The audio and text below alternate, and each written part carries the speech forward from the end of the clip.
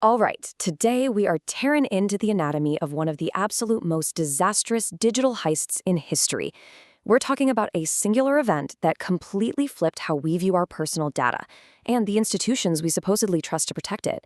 You've definitely heard the name, but in this explainer, we're going to break down exactly how it went down, why it was even possible, and, most importantly, what it actually means for you right now.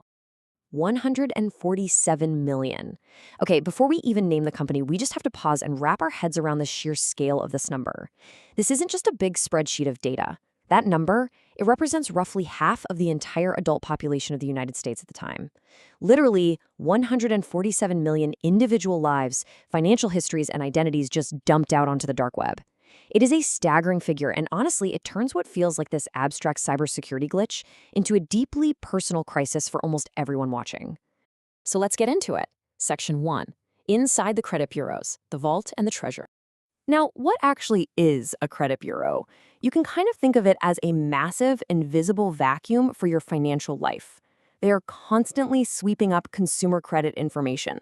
I'm talking about every credit card you open, every auto loan you pay off, your past addresses, your payment history, the whole shebang.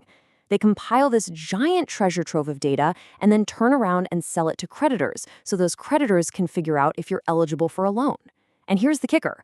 You don't opt into this at all. It operates entirely in the background, making these bureaus the ultimate centralized vaults for our most sensitive secrets. And that brings us to why these data vaults are such massive targets. Look, in the digital age, your personal data is no longer just a boring file sitting in a dusty cabinet somewhere.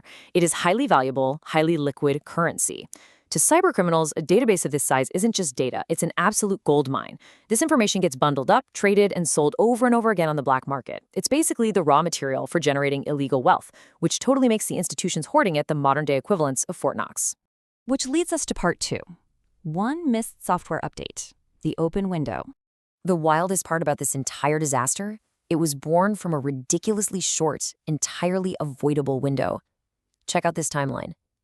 In week 1, a known software vulnerability in a super common web framework, Apache Struts, was publicly announced, and a security patch was released to fix it immediately. But for over 2 months, stretching all the way to week 9, that patch was just completely ignored by Equifax. Routine maintenance, neglected. So by week 10, hackers stumbled upon the unpatched vulnerability and just slipped right into the system. They didn't forge some complex master key. They literally just walked through a front door that someone forgot to lock. And once they were inside, they didn't just grab a few names and run. They methodically extracted the absolute holy grail of identity data. We're talking social security numbers, exact dates of birth, current and past home addresses, and incredibly detailed personal records. They didn't just steal a credit card number that you can just call up and cancel. They walked away with the foundational pieces of paper that actually prove you are you. When you combine all that specific data, it creates what is essentially a digital skeleton key. See, when someone steals your credit card, the damage is pretty contained, right? But when they grab your social security number, your birthday, and your address, they've just forged a skeleton key to your entire digital and financial life. With that, they can unlock brand new bank accounts, apply for mortgages, file fake tax returns to steal your refund. It gives them absolute untethered access. Moving on to part 3, real-world identity theft, the invisible crime. Let's compare this for a second. If you deal with physical theft, like losing your wallet on the subway, yeah, it's super frustrating. But you call your bank, you cancel the cards, you hit the DMV for a new license, and the threat is basically neutralized in a few days. Digital theft of this magnitude, though, it's fundamentally different. You can't just go out and change your social security number or your date of birth. That stolen information is tied to you for life. It is this persistent, lingering threat that could easily resurface 5-10 years down the road. Think about it like this. Imagine some random person walking into a car dealership wearing a hyper-realistic, completely undetectable mask of your face. They've got your name, they know your mother's maiden name, they know where you lived 5 years ago. They confidently shake hands with the dealer, sign all the financing paperwork, and just drive a brand new SUV right off the lot. Cut to 30 days later. The collections agency isn't calling the guy in the mask, they are calling you. That is the devastating real-world mechanic of identity theft. You are left holding the bag for an absolute ghost. All right, part 4, fallout and regulatory impact, the aftermath. The fallout from this breach essentially split into 2 massive pillars. On one side, you had the catastrophic financial consequences for Equifax. We are talking billions of dollars completely wiped from their market value, unprecedented multi-hundred-million-dollar settlements with the FTC, and direct payouts to consumers. On the other side, a sweeping systemic regulatory impact. This breach was a giant wake-up call for lawmakers across the entire political spectrum. It sparked intense congressional hearings and forced a total, ground-up reevaluation of how corporations are actually mandated to protect the consumer data they collect.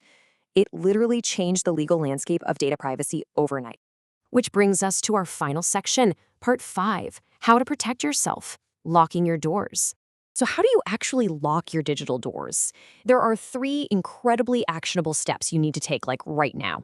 Step 1, set up credit monitoring, and frankly, go ahead and freeze your credit at all 3 major bureaus. It acts as a heavy-duty deadbolt. It stops anyone from opening a new account in your name, even if they somehow have your skeleton key.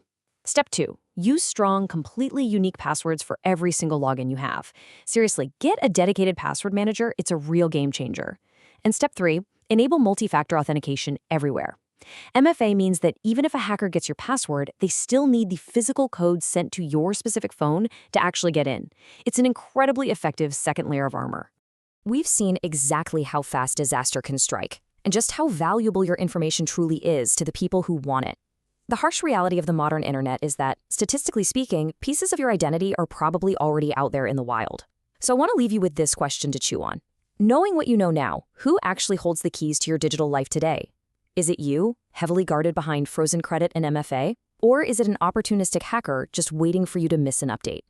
Take back control of your data. Thanks so much for joining me on this explainer, and hey, stay secure out there.